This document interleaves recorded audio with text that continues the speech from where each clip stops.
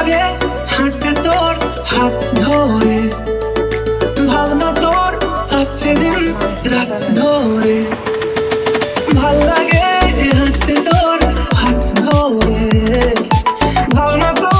Good morning everyone, welcome back to my channel. আমার নতুন আরও একটি ব্লগে তোমাদের সকলকে জানাই অনেক অনেক স্বাগত। আজকে বুধবার সকালবেলা বাবার পড়া ছিল, পড়তে গেছিলো, পড়ে আসলো, তারপরে আমি ম্যাগি বানিয়ে দিয়েছিলাম, ও খেয়ে এখন খেলতে গেছে। এখন বাজে সকাল 11টা হবে আর আমি দুধ জাল দিচ্ছি। কালকে এক প্যাকেট মাদার ডেয়ারি দুধ নিয়ে এসেছিলাম, ফ্রিজে ছিল, সকালবেলা উঠে বের করে রেখেছিলাম, তো বরফ কেটে যাওয়ার পরে এখন জ্বালিয়ে মানে ফুটিয়ে রাখছি দুধটা, নইলে ফ্রিজে কাঁচা দুধ আর বেশি দিন রাখা যাবে না। আর এখানে সবজি বাজার নিয়ে এসছে তোমাদের দাদাভাই। আজকে না সকাল থেকে আর কিছু ভিডিও শ্যুট করা হয়নি, সকালবেলা চা খাওয়া হয়ে গেছে, ব্রেকফাস্ট হয়ে গেছে, মাসি কাজে চলে এসছে, তো আমি এখন এই সবজি গোছাচ্ছি আর দুধ জাল দিচ্ছি, তখন থেকেই ভিডিওটা স্টার্ট করলাম। মানে ঘরের বিছানা তোলা, ঘরের যা কাজ থাকে সকালবেলা যেগুলো শ্যুট করি সেগুলো আর কিছুই করানো হয়নি। মানে 9টার সময় আজকে উঠেছি ঘুম থেকে, তখনই উঠে এই এখন 2 ঘন্টা প্রায় এতক্ষণে সব কাজকর্ম করে নিয়েছি, ভিডিও এডিটিং হয়ে গেছে, আজকে আমার সব হয়ে গেছে। এখন এই দেখি কি রান্না বান্না করব সেটাই ভাবছি। তো ফ্রিজে মাংসও ছিল, মাংস এনে রাখা ছিল, সেটাকেও বের করে রেখেছি, একটু বরফটা কাটলে তারপর রান্না করব, মাংসটা করব এটাই জানা আছে। তার সাথে আর কি করব সেটা এখন দেখি। সবজিপাতি অনেক কিছুই এনেছে, এখানে আলু ছিল না, যে রান্না বান্না করব সে আলু ছিল না, তারপর পেঁয়াজ ছিল না, টমেটো ফ্রিজে রয়েছে অনেকগুলো, আবার দেখি আজকে টমেটো নিয়ে এসছে, তারপরে উচ্ছেও রয়েছে, সেগুলোও খাওয়া হচ্ছে না, আবার আজকে দেখছি উচ্ছে নিয়ে এসছে, তারপরে এগুলো সব এখন ফ্রিজে তুলবো। আজকে না আমি ভেবেছি একটু কেক বানাবো আর ওরিও কেক বানাবো। আমি না ইউটিউব দেখেই কেক বানানোর রেসিপিটা শিখলাম, এর আগে কোনোদিনও বানাইনি, আজকে ফার্স্ট টাইম বানাচ্ছি, আর ফার্স্ট টাইমে কেমন এক্সপিরিয়েন্স সেটাও তোমাদের সাথে শেয়ার করব। তো বিস্কুটগুলোকে না আগে আমি একটু গ্রাইন্ড করে নিয়েছি, একদম গুঁড়ো করে নিলাম, আর চকলেট বিস্কুট নিয়েছি, বাবাই না চকলেট কেক খেতে বেশি পছন্দ করে, সেটা তো তোমরা জানোই। তো আর খানিকটা দুধ, মানে একটু উষ্ণ গরম দুধ আমি দিয়ে এই বিস্কুটের গুঁড়োটাকে ভালো করে আর কি মিশিয়ে নিচ্ছি, একটা ব্যাটার টাইপের তৈরি করে নিচ্ছি। একটু ভালো করে মেশানো হয়ে গেলে তার মধ্যে 1 চামচ মতন একটু বেকিং সোডা দিচ্ছি। তোমরা চাইলে এটার পরিবর্তে ইনোও ব্যবহার করতে পারো, কিন্তু আমার কাছে বেকিং সোডা ছিল বলে এটাই দিলাম। আর একটু চিনি যদি প্রয়োজন হয় তাহলে দেওয়া যেতে পারে, চিনি আস্ত দেওয়া যাবে না, গুঁড়ো করে দিতে হবে, তবে আমি চিনি দিইনি, কারণ এই ওরিও বিস্কুটটা এর ভেতরে এমনিতেই ক্রিম থাকে, তো মিষ্টি ভাবটা বেশিই থাকে, আর তার সাথে কয়েকটা হ্যাপি হ্যাপি বিস্কুটও ব্যবহার করেছিলাম, তো একদম সুন্দর একটা থিক ব্যাটার হয়েছে। আর এটা আমি আজকে তৈরি করছি আগারোর এই মাল্টি কুকিং কেটেলটাতে করে। এর মধ্যে দেখো কেক বানানোর একটা এরকম বাটিও রয়েছে সুন্দর ডিজাইনের, তো এটার ভেতরে পুরো ব্যাটারটা আমি ঢেলে নিলাম। এবার এই কেটেলটার মধ্যে 1 গ্লাস মতন জল দিয়েছি, তার মধ্যে স্ট্যান্ডটা বসিয়ে এই কেকের বাটিটাকে বসিয়ে দিলাম, দিয়ে ঢাকনা বন্ধ করে দিলাম। আর মেশিনটা না একদম 1-এ চালিয়েছি, 1 এবং 2 দু রকম স্পিডে চালানো যায়, আমি 1-এ চালিয়েছি, একটু সিম করে মানে কেক বানালে না বেশি ভালো হয়। আমার এইভাবে বানাতে প্রায় 20 থেকে 25 মিনিট মতন লেগেছিল কেকটা তৈরি হয়ে আসতে। তো ওপর থেকে দেখো কত সুন্দর ফুলে উঠেছে, আমি একটু ছুরি দিয়ে চেক করে দেখলাম ভেতরটা একটু কাঁচা ছিল, তারপরে আরও 5 মিনিট রেখে এখন আমি নামিয়ে দিয়েছি। এখন একটু ঠান্ডা হওয়ার জন্য অপেক্ষা করছি। তো এখন একদম যখন ঠান্ডা হয়ে গেল কেকটা, তারপর আমি দেখো একটা প্লেট নিয়ে এটা উল্টে দিলাম, আর কত সুন্দরভাবে দেখো ছেড়ে এসছে। আমি কিন্তু কোনো তেল কিচ্ছু ব্যবহার করিনি বাটিটার মধ্যে, একদম সুন্দরভাবে স্পঞ্জি কেকটা হয়েছে, দেখতেই পাচ্ছ। আমি ফার্স্ট টাইম ট্রাই করেছি, তাও এত সুন্দর কেক হয়েছে। তো এর ওপর থেকে একটু গার্নিশিংয়ের জন্য আমি একটা ডেয়ারি মিল্ক মেল্ট করে দিয়ে দিয়েছিলাম। তোমরা চাইলে চকলেট সিরাপ বা চকলেট চিপস যেগুলো থাকে সেগুলোও ব্যবহার করে গার্নিশিং করতে পারো। কেকটা দুর্দান্ত হয়েছিল খেতে, এখন আমি কেটে দেখাচ্ছি ভেতরটা কত সুন্দর হয়েছে, একদম স্পঞ্জি আর একদম পারফেক্ট হয়েছে। ফার্স্ট টাইমে এত সুন্দরভাবে ভাবতেই পারিনি আমি। আগারোর এই মাল্টি কুকিং কেটেলটাতে এরকম অনেক ধরনের রেসিপি করা যায়, আর যারা হোস্টেলে থাকে, স্টুডেন্ট যারা ব্যাচেলার আছো, তাদের পক্ষে তো এই কেটেলটা একদম দারুণ ইউজফুল হতে পারে। তো আমি না কেটেলটার লিঙ্ক ভিডিও ডিসক্রিপশন বক্সে দিয়ে রাখবো, তোমরা চাইলে চেক করে নিতে পারো। সবজিগুলো প্যাকেট থেকে বের করে সব এখন আলাদা আলাদা করে প্লাস্টিকে ভরে ফ্রিজে রাখবো। আমি প্রথমে ভাবলাম কি একটু ভেন্ডির ঝাল করি, তা ফ্রিজে গিয়ে দেখছি সর্ষের পেস্ট আর নেই। সেদিনকে মাছ করে ফেলেছিলাম, সর্ষের যা পেস্ট ছিল, এখন আর করতে ইচ্ছা করছে না। এমনিতেও আদা রসুন বাটতে হবে, আদা রসুনের পেস্ট শেষ হয়ে গেছে, অত রকম এখন পেস্ট বানিয়ে রান্না করার সময় নেই, দেরি হয়ে গেছে। মাসি দেখলে ঘর মুছছে, আমি এই সবজিগুলো এখন এই তাকে রাখতে আসলাম। আলু পেঁয়াজের মধ্যে না এত ধুলো হয়, মানে আলুর মধ্যে বিশেষ করে ধুলো ধুলো হয় তো, এখন এই যে তাকে রাখতে গিয়েও কিছু ধুলো টুলো নিচে পড়বে, মাসি মুছে নেবে, তারপরে পরিষ্কার হয়ে যাবে জায়গাটা। বাসন এক গামলা অলরেডি মেজে দিয়ে চলে এসেছে। আর আজকে সুখবর, আমার গ্যাস এসেছে জানো, মানে 15 দিন পরে, 15 দিন মানে বুক করার পরে তারপরে গ্যাস এসছে। তাও আবার বলে গেল এখনো 20-25 দিন পরে আবার বুক নেবে, তখন বুক করতে। যাই হোক, পেয়ে তো গেছি, আর চিন্তা নেই। এখন আমি এদিকে রান্না বসিয়ে দিয়েছি। আজকে না এনেছে মাংস, মাটন এনেছে, তো মাটনটাকে ধুয়ে পরিষ্কার করে রেখেছি। মানে আলু কেটে ভেজেও নিয়েছি লবণ হলুদ দিয়ে, টমেটো কেটে রাখা আছে, এখানে পেঁয়াজ দিয়ে দিয়েছি, পেঁয়াজ ভাজা করছি। মশলা কিছু করা ছিল না, সেটাই করলাম, আদা রসুন কাঁচা লঙ্কা পেঁয়াজ দিয়ে একটা পেস্ট করলাম। আর ভেবেছিলাম কি একটু উচ্ছে আলু ভাজা কিংবা চচ্চড়ি করব, আর তার সাথে মাংস করব আর টমেটোর চাটনি করব, তাই ভেবেছিলাম। কিন্তু ওই বাড়ির থেকে, দিদিভাইদের বাড়ির থেকে অনেক কিছু তরকারি পাঠিয়েছে, তাই ভেবে না করলাম না। এরকম মাছ, তারপরে ভেন্ডি ভাজা, এখানে হচ্ছে বাঁধাকপির তরকারি, আমার চাটনিও পাঠিয়েছে, ওই জন্য আর ওইগুলো ক্যান্সেল করলাম রান্না। ভাবছি শুধু মাংস ভাতই করি। চালটা একটু পরে, মানে চালটা না ভিজিয়ে রেখেছি, সকালবেলা ভেজাতে ভুলে গেছিলাম, আমি এখনই ভেজালাম, তাই ভাবছি ভাতটাকে পরে বসাবো, মাংসটাকে কষিয়ে নিই, কষিয়ে প্রেসারে দিতে হবে, প্রেসারে ছিটিয়ে দেবো। তো জন্য উচ্ছেগুলো রেখে দিই। অনেক কিছু সবজি নিয়ে এসছে, সবজি খাওয়া হচ্ছে না, সব জমে যাচ্ছে জানো তো ফ্রিজে। কালকের থেকে দেখি সবজি খেতে হবে, প্রত্যেকদিন মাছ করি মাংস করি যাই করি একটা করে সবজি রান্না করে ফেলবো। বাঁধাকপি ফ্রিজে রয়েছে এখনও, সেই 1 সপ্তাহ আগের, এখনও রান্না করা হয়নি। বাবাই খেলে ধুলে আসছে একটু করে, ঘরে এসে দেখছে যে কি রান্না হচ্ছে।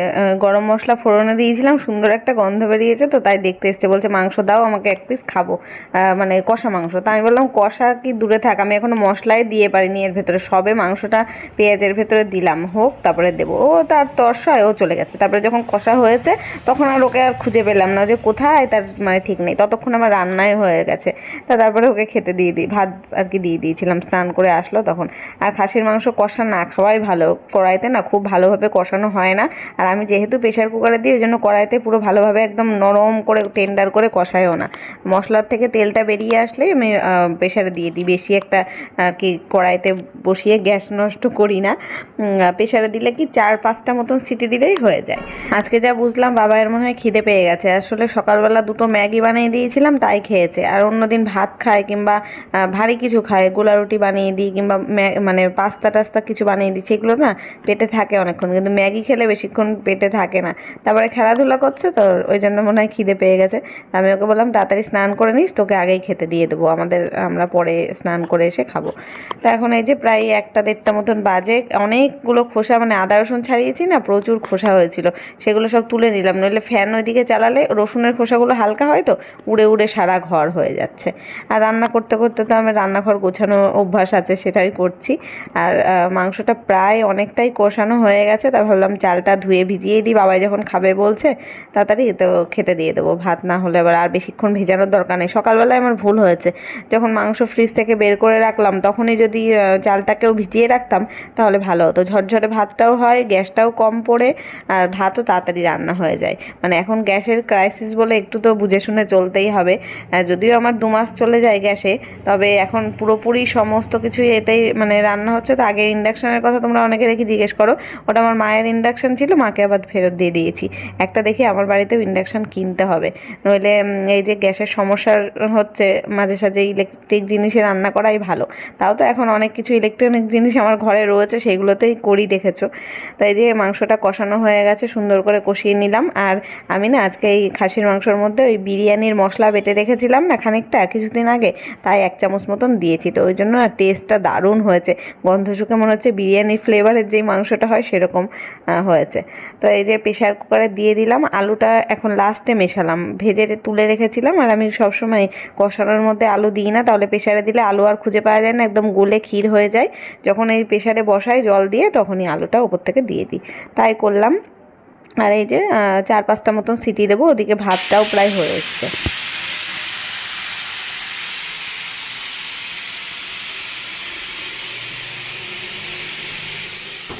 রান্না হয়ে গেল, দিদিভাইদের বাড়িতে এক বাটি দিয়ে আসলাম মাংস, আর বাবাইকেও খেতে দিয়ে দিলাম। স্নান করে নিয়েছে, তা ওকে বললাম তুই খেয়ে নে, তারপরে আমরা পরে খাচ্ছি। তা এই করতে ওর বাবাও এসে গেল, তাই এসে দেখছি ও স্নান করে নিল আর পুজোও দিয়ে দিয়েছে। দিয়ে এবার খেতে, তবে আমি বললাম তুমি খেয়ে নাও তাহলে। ওকে খেতে দিয়ে তারপরে আমি স্নান করতে গেলাম। আজকে আর আমি আগে খেয়ে নিইনি, নইলে না কি বলতো স্নান না করে খেলেই না কেমন একটা বদহজম হয়। আমি দেখলাম 2 দিন খেয়েছি, ওই জন্য কেমন একটা তৃপ্তি পাওয়া যায় না। স্নান করে খাবার মজাটাই আলাদা। আর আজকে খাসির মাংস দিয়ে ভাত, একেবারে স্নান করে তৃপ্তি করেই বসে ধীরে সুস্থে খাবো।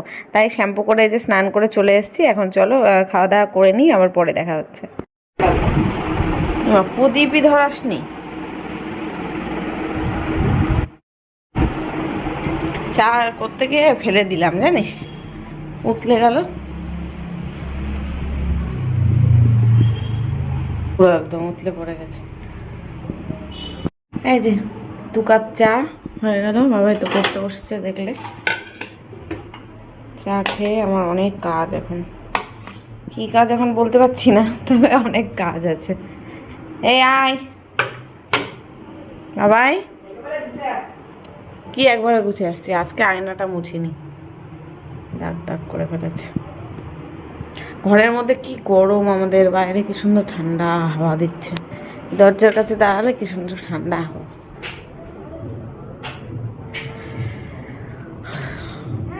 ঘরের মধ্যে গুমোট গরম, দরজাও খোলা রাখা যায় না। এই লাইট অফ করে চলে আসিস আর জানলা দুটো খুলে রেখেছিস। জানিস ওই ইটের কাছে কি আছে? হ্যাঁ জানিস কি রে? ককরোচ হয়েছে, খুব ককরোচ হয়েছে ঘরে। বাবাই আবার বললো যে বিকেলবেলা মানে কিছু বানিয়ে দাও মা, খাবো। তা আমি দেখলাম যে ব্রেড রয়েছে, তো সেটাকে একটু বাটার দিয়ে, ব্রেড বাটার টোস্ট করে দিলাম, আর তার মধ্যে একটু চিনি দিয়েছিলাম। দিয়ে এটা খেলে ওর পেট ভরে যাবে। 3টে মতন করে দিয়েছিলাম। আমি দেখো পয়লা বৈশাখের জন্য কেনাকাটা করে নিয়েছি মিশো থেকে। তাও আবার তো এই যে এই শাড়িটা নিয়েছি। এটা না কি বলবো, সিল্ক ঠিক না, মানে কি মানে মেটেরিয়াল আমি ঠিক বুঝতে পারছি না, তবে খুব সফট মেটেরিয়ালের মধ্যে আছে। এই যে ভেতরটা পুরো এরকম কলমকারি প্রিন্ট, এগুলোকে কলমকারি প্রিন্ট বলে তো নাকি না আজরাক প্রিন্ট বলে। তো এরকম প্রিন্টের মধ্যে আছে। আর এর হচ্ছে এটা ব্ল্যাক হচ্ছে ব্লাউজ পিস, আর পুরো প্লেনের মধ্যে ব্লাউজ পিসটা রয়েছে। বোধহয় এইখানে একটু ডিজাইন মতন আছে। এটা হচ্ছে আঁচল, আর এই পুরো বডিটাই এরকম প্রিন্ট। তো এই যে আঁচলটা দিয়ে পরলে ঠিক এরকম লাগবে। এই হচ্ছে শাড়িটা, কেমন হয়েছে বলো? ব্ল্যাক কালারের ব্লাউজ পিস। এটা যদি স্লিভলেস ব্লাউজ দিয়ে পরা যায় বেশি সুন্দর লাগে, তবে আমি তো স্লিভলেস পরি না। আমি ভেবেছি গ্লাস হাতা যেমন বানাই সেরকমই বানাবো। ব্লাউজ পিসটা বানাতে দিয়ে আসতে হবে, নইলে পয়লা বৈশাখের আগে আনতে পারবো না। তো শাড়িটা কেমন হয়েছে, আর যদি কেউ লিঙ্ক চাও, এটা মাত্র কত 250 থেকে 300 টাকার মধ্যেই নিয়েছি। যদি তোমরা কেউ লিঙ্ক চাও আমাকে কমেন্টে জানিও, আমি কমিউনিটি পোস্টে দিয়ে দেবো, ঠিক আছে? তো এই হচ্ছে শাড়িটা। চলো দেখতে থাকো। এই যে আজকে সন্ধ্যাবেলা বসে এই কেকটা বানিয়েছিলাম, চকলেট কেক। তোমরা তো দেখেই নিয়েছো এতক্ষণে, দারুণ হয়েছিল। 1 পিস বাবাইকে দিয়েছি, আমি এখনো খাইনি। তো এটা ঢাকা থাক, একটু ঠান্ডা, মানে পুরোপুরি ঠান্ডা হয়নি ভেতরটা এখনো।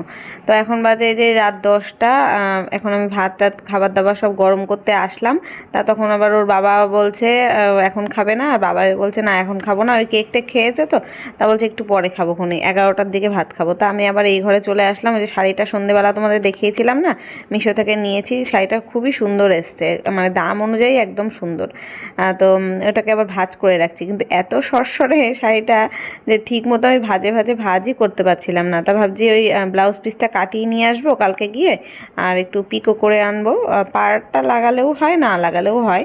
তো দেখি কি করা যায়। তো এখন আপাতত ভাঁজ করে রেখে দিই। আর ভালো করে খুলেও দেখলাম যে কোথাও কাটা ছেঁড়া আছে কিনা, তা দেখলাম না, একদম পারফেক্ট রয়েছে, ফিনিশিং ভালোই। তো ভাঁজ টাজ করে ওই প্যাকেটটার মধ্যে, প্লাস্টিকের মধ্যে ভরে রাখছি। এইভাবে যদি রাখি তাহলে আবার সে দলা পাকিয়ে যাবে। দলা পাকিয়েই গেল, দেখলে তো ভালো করে ভাঁজ করতেও পারলাম না। বাবা এখন ওই যে টিভি দেখছে, আমি জানলা খুলে এই জানলাটার কাছে এতক্ষণ বসেছিলাম। জানলা দিয়ে সুন্দর হাওয়া আসছে, আর ঘরের মধ্যে গরম। দরজা খুলেও রাখা যায় না এখন, মানে কিছু ঢুকে যেতে, মানে পোকামাকড় ঢুকে যেতে পারে, বোঝোই তো রাত্রেবেলা। তারপর এই যে এখন খাবার দাবার সব গরম করলাম। ভাত আর গরম করিনি, এখন অলরেডি খুব গরম পড়ে গেছে। মাংস মাংসটাই গরম করলাম। খাসির মাংস গরম না করলে খাওয়া যায় না, তো চর্বি থাকে তো জমে থাকে, আর টেস্টও লাগে না সেরকম। মাংসটা আজকে দারুণ হয়েছিল, অনেক দিন পরে হয়তো খাসির মাংস রান্না করেছিলাম, তাই হতে পারে। তো এই যে 3 জনের ভাত তরকারি বেড়ে নিলাম। আমারটা না আর বাটিতে নিইনি, মাংস থালায় নিয়েছি। আমার সেই মাছ টাছ রয়েছে, দুপুরবেলা ওই বাড়ি দিদি ভাইদের বাড়ি থেকে দিয়েছি। চলো ভিডিওটা এখানে শেষ করছি, দেখা হবে কালকে নতুন ব্লগের সাথে। আজকের মতো টাটা।